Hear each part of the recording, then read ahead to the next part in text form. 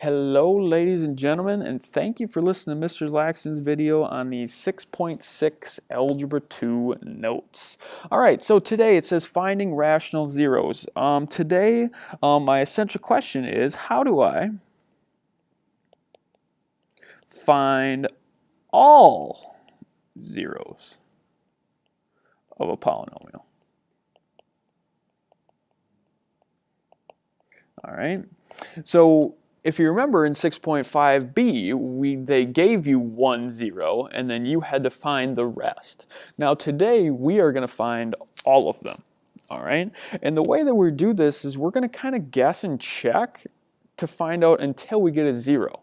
But we're not just going to guess random numbers to plug in. We're going to guess kind of strategically with this rational zero theorem.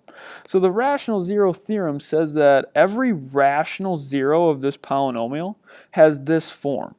It's got the factors of your constant term on the top, and then the factors of your leading coefficient on the bottom of these fractions.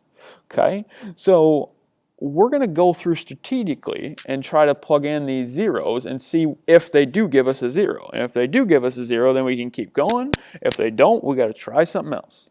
All right, so let's look at this first one here. Let's kind of put this into action and see if we can make this make any sense. So it says find the rational zeros of x cubed minus 4x squared minus 11x plus 30. Okay, but first we have to try to find 1 0. Once we have 1 0, then we can go through and factor it the whole rest of the way. But first we have to look at my possible zeros.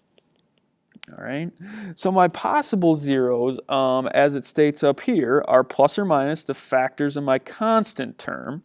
So my constant term in this guy is 30, so I have factors of 30 over the factors of my leading coefficient, which in this term is 1.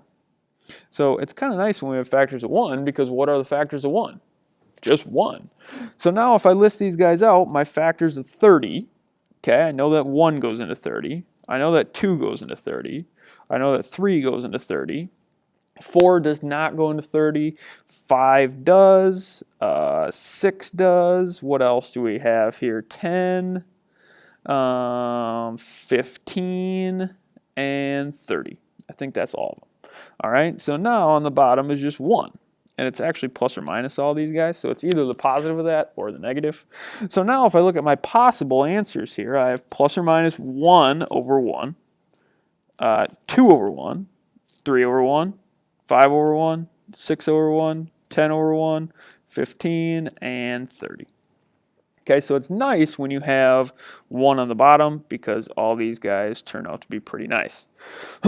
So now here's what you have to do. You have to try these to see which one actually gives me a 0.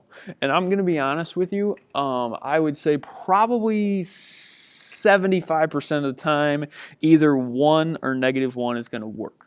All right, so usually we try 1 and -1 first. So let's try 1. I'm going to plug that guy into the synthetic division and see if it gives me a 0 at the end. All right. So let's look here. I go 1, and I'm going to go my coefficients. I got 1, -4, -11, and positive 30. Okay. As I go down here, 1, I get 1, so that's -3. Multiply, -3, -14. -14, and does this give me 0 here? No, it doesn't. So that means it's not a 0, so no, it doesn't work. All right, so we tried 1, it doesn't work. Most of the time, then we go to -1. That's what I would suggest.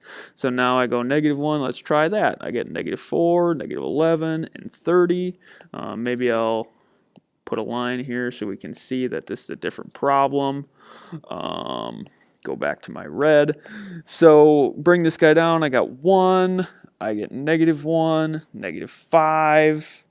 Multiply here. I get positive 5, -6, positive 6, and 36 is not 0. So no, that doesn't work either. But now, most of the time, if 1 does not work, 2 will definitely work. But let's look. Well, we got to try to make sure first. So now I try 2. I'm going to go with my leading coefficient here. I got 1, -4, -11, and 30. All right. And so I bring this guy down. I get 1, 2, negative 2. This is going to be negative 4, negative 15. 2 times negative 15 is negative 30. Add those guys straight down. I get a yes. So this one works. So now what this means, as I look around here, this means that 2 is a 0. Okay, so that's going to be one of my answers in the end is x equals 2. All right, that's one of my answers. But that means that x minus 2 is a factor. And then it also means that, hey, this is my remainder, 0. I have a constant, I have an x, and I have an x squared. So now my remaining polynomial, after I divide that out of there, is 1x squared minus 2x minus 15. Now I have to factor this guy. So if I look into the diamond, I go negative 15, I go negative 2. What two numbers multiply to negative 15 and add to negative 2? That's going to be negative 5 and 3. So this guy turns into x minus 5 and x plus 3. So now here to go through, I can set these guys equal to 0, so I still have that x minus 2. So I set x minus 2 equal to 0. I go x minus 5 equal to 0, and I go x plus 3 equal to 0. So here, if I add 2 and I add 2, I get 2. Which I already have. And then I go add 5, so I get x equals 5 is one of my solutions. And then minus 3, I get x equals negative 3. Awesome. So these are my 3 answers. How many answers should we get? Remember, we look at that highest exponent. I have an x to the third. I should get 3 answers. All right, 3 solutions. So really the gist is for today is that you're not given any zeros. You have to do this possible, find the number of the possible solutions, and then go through and try them. So I tried 1 and negative 1 here. That didn't work, so I went on to my 2 and found that that worked. All right, so let's look at this last one here, number 2, or example number 2. First of all, again, we have to find my possible zeros. So I'll look at my possible. Remember, that's my factors of my constant, which is negative 4, which is, doesn't matter really if it's positive or negative, so you can just leave it as positive 4 over my factors of 2. So my factors of 4 over my factors of 2. So if I look at my factors of 4, I know that 1, 2, and 4 go into there. And then I look at my factors of 2, I have 1 and 2. So 1 times 2, and that's it. All right. So now to finish this guy off for my possible, I have plus or minus 1 over 1, which is 1. I have 2 over 1, which is 2. And I have 4 over 1, which is 4. Then I go here. I go 2 over 1, which I already had, 1 over 2, which is 1/2. Then I go 2 over 2, which is 1, and I already have that. And then I go 4 over 2, which is 2, and I already have that. So these are my possible zeros here. Okay, so now I go through and try them, see which one's going to work for us. I always like to try 1 first. Most of the time it works, 1 or negative 1. I go through, I have 2. I look at my coefficients. I go negative 2, and I go negative 4. I go 2, multiply on the diagonal. I get 2, 6. Multiply here, I have 6. I have positive 4, and then I have 4. And look at that. I got a 0. That's what I like. That's my remainder is 0, so that's good. So that means in my answer, I'm going to have x equals 1. That's got to be an answer, right? Awesome. So now I have my constant, my x, and my x squared. All right. I have this, remember, is my x minus 1.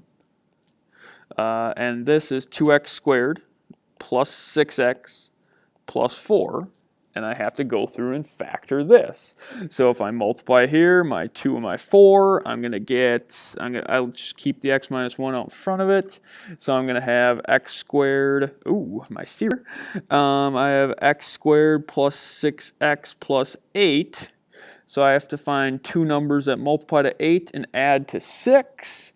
So if I look here, that is 4 and 2.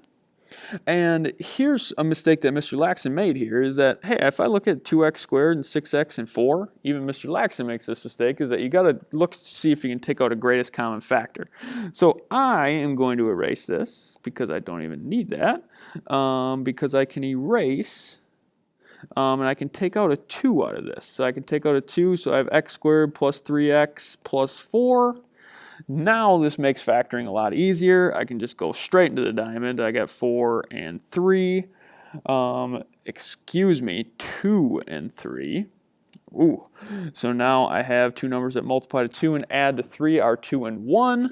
So I just can keep that 2 out in front. So I go 2, x minus 1, x plus 2, and x plus 1.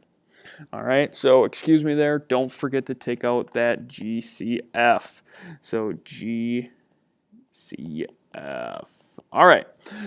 Awesome. So you have this guy, you have x plus 2 and x plus 1. Now to find my zeros, I set them equal to 0. So notice here that my x minus 1 leads to x equals positive 1. I subtract 2 here, so this can be x equals negative 2. And I subtract 1, I get x equals negative 1. All right, so again, I have 1, 2, 3 answers, and I have an exponent of 3, so you should get 3. Awesome, so thank you again for listening to my notes on these. Again, if you have any more questions, please come find me. I'm here to help.